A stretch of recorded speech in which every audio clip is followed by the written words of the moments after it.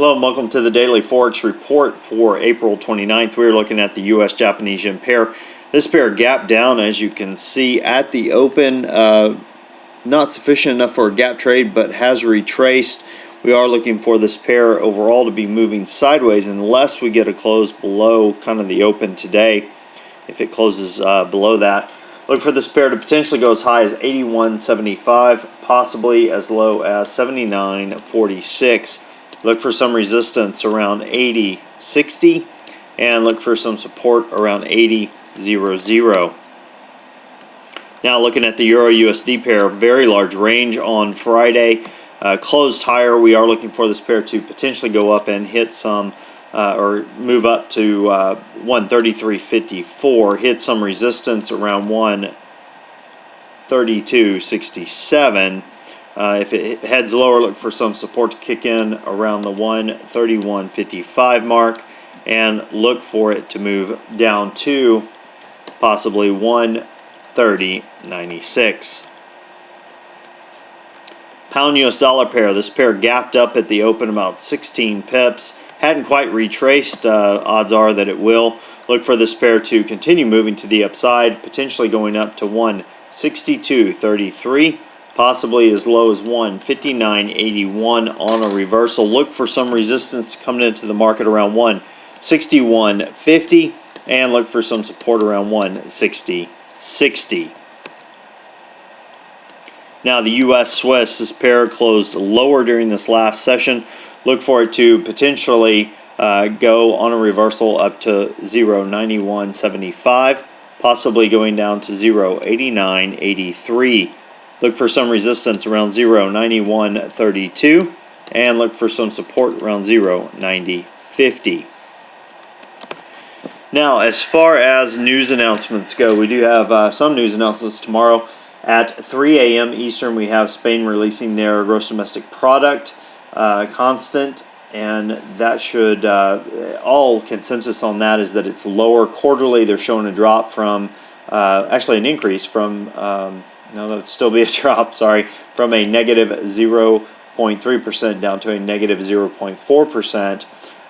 And we have continued dropping on year to date from 0.3% down to negative 0.6%.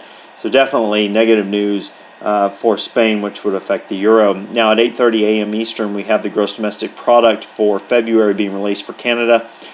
Consensus on that is that it's moved higher from 1.7% up to 2.1%.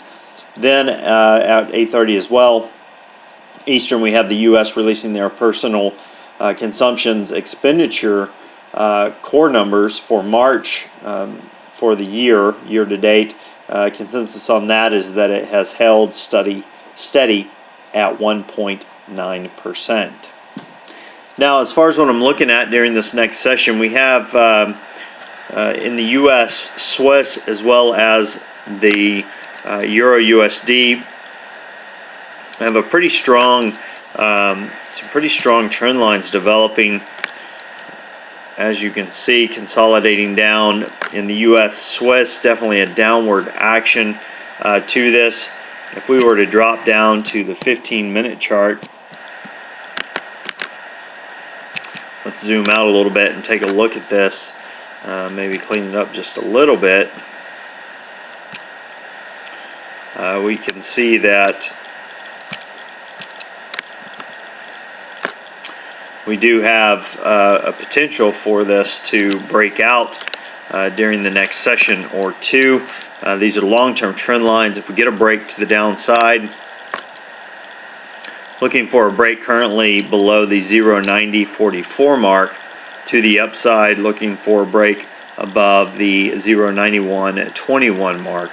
Of course, it'd have to go a little bit further to the upside to really trigger a trade than to the downside. The overall, as you can see, action has been to the downside, so we very well could get a move in that direction. Let's take a look at the Euro USD on the 15-minute time frame as well. Trying to get an idea for this. This one actually has a little bit better action in my opinion. We have 1, 2, 3, 4 times it's hit it to the upside. If we get a pullback, we have a trend line that's moving higher, which is what we need to look for a downward action, downward breakout. So definitely look for that over the next session or two. Right now, currently looking at a short below the 131.65 mark. That's a close below that.